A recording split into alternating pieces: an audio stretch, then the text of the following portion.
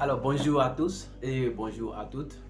Bienvenue sur ma chaîne YouTube, la chaîne exclusivement dédiée à la pratique du bâtiment, à la construction et à l'ingénierie aussi.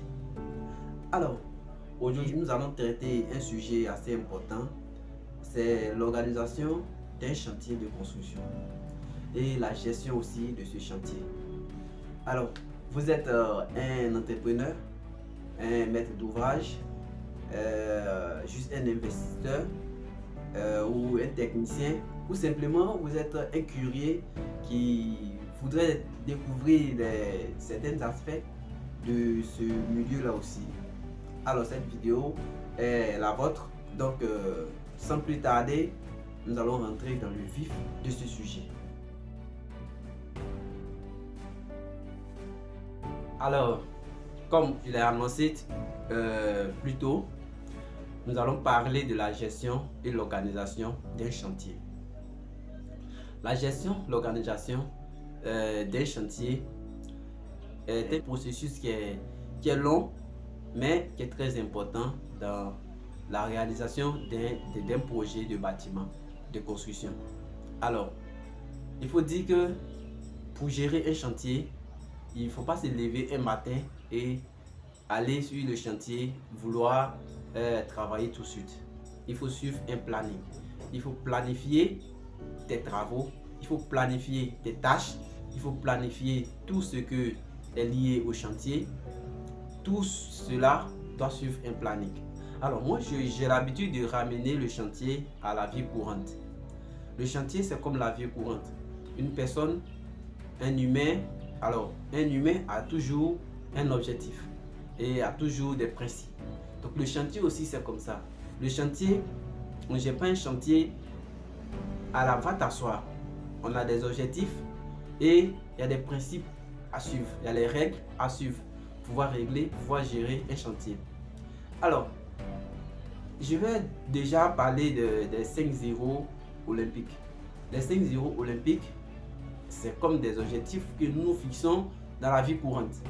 Et c'est les objectifs là que dans le domaine du bâtiment, on parle des 5-0 olympiques.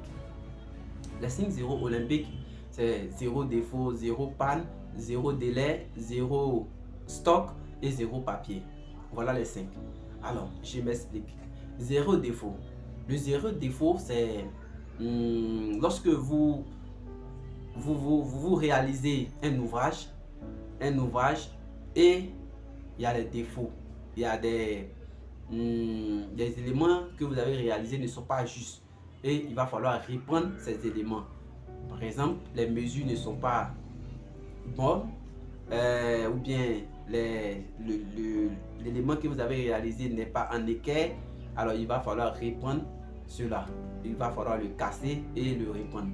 Et cela vraiment nécessite des coûts et des moyens matériels et humains. Alors, c'est de ça que le 0 défaut vient dire qu'il ne faut pas faire ça. Il ne faut pas avoir de défaut dans vos tâches. Il ne faudrait pas reprendre un travail que vous avez fait. Ça, c'est le 0 défaut. Il y a le 0 panne. Le 0 panne, c'est-à-dire le chantier ne doit pas avoir d'arrêt suite à un dysfonctionnement d'une machine ou un outil de travail. Donc il ne faut pas avoir de dysfonctionnement. Donc il ne faudrait pas que le chantier soit stoppé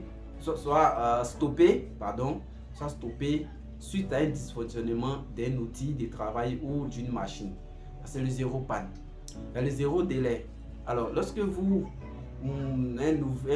maître d'ouvrage vous confie son chantier, il attend que son chantier lui soit livré. Donc, il va falloir vous donner une date de livraison.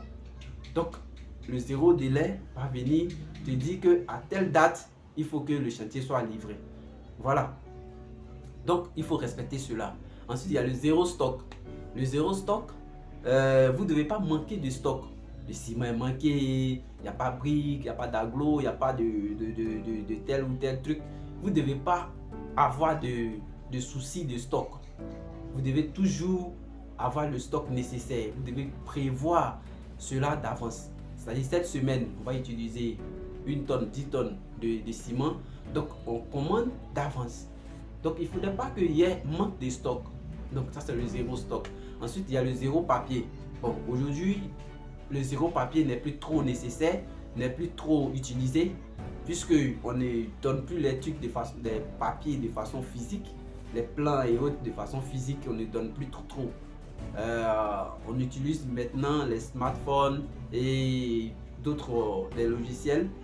Donc on envoie les plans, les papiers par PDF, par WhatsApp, par tous les moyens nécessaires pour pouvoir transférer un papier d'une personne à une autre personne. Donc le zéro papier n'est plus trop important, mais il fait partie des zéros olympiques. Donc voilà les objectifs qu'un chantier doit avoir. Donc il faut que vous respectez ces objectifs. Ça c'est la planification. Ça fait partie de la planification. C'est l'analyse du chantier. Vous analysez le chantier, vous connaissez les objectifs à atteindre. Vous connaissez bien le chantier, vous connaissez le site, vous connaissez les exigences et vous connaissez aussi les délais et tout ça. Donc voilà la planification. Alors ça c'est la première étape. Et la deuxième étape, c'est la communication.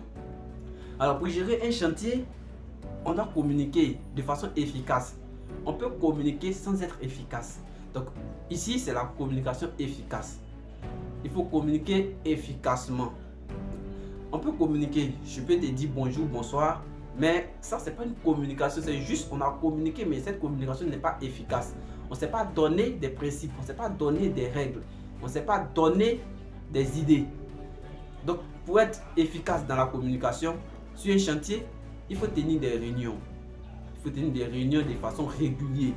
C'est-à-dire, moi je gérais un chantier où je faisais mes réunions les samedis soirs, puisque le chantier s'arrêtait samedi. Donc les samedis soirs, juste une brève réunion de 15 à 20 minutes. Je réunis les chefs d'équipe, puisqu'il y a les équipes, et les équipes, il y a les manœuvres. Donc les chefs d'équipe, on a une réunion, on fait une réunion, on s'assoit. Alors ok, voilà, aujourd'hui on a évolué, cette semaine on a fait telle tâche. Alors la semaine qui va suivre, voilà ce que nous devons faire. Telle équipe va travailler sur tel truc, telle équipe va travailler sur tel truc. Et vous avez tel nombre de jours pour finir telle tâche, tel nombre de jours pour finir telle tâche. Et voilà, ça c'est communiquer efficacement. On a fait une brève réunion. Et s'ils ont des soucis, ils me reviennent. Voilà, on va avoir tel souci ici, tel souci ici. Donc, on ne peut pas faire ça selon le jour que tu dis, mais on va faire ça plutôt tel jour. Bon, j'analyse si ce qu'ils disent est réel, est consciencieux. Alors, je prends et je remonte l'information, mais en trouvant une idée pour pouvoir être dans le jour qu'on s'est prescrit. Donc, il y a ce côté-là. Ensuite, troisièmement, il y a la gestion des risques. Voilà, il faut gérer les risques. Il faut gérer les risques sur un chantier. Un chantier, il y a toujours des risques. Donc, il faut toujours, dans tes réunions ou bien dans ta communication, tu essaies de minimiser les risques, de mettre les risques aussi en avance. Et pour les grands chantiers, il faut toujours prévoir des assurances. Il faut toujours être sûr que ton assurance est toujours valide. Voilà. Donc, voilà les éléments qu'il faut pour la gestion des chantiers.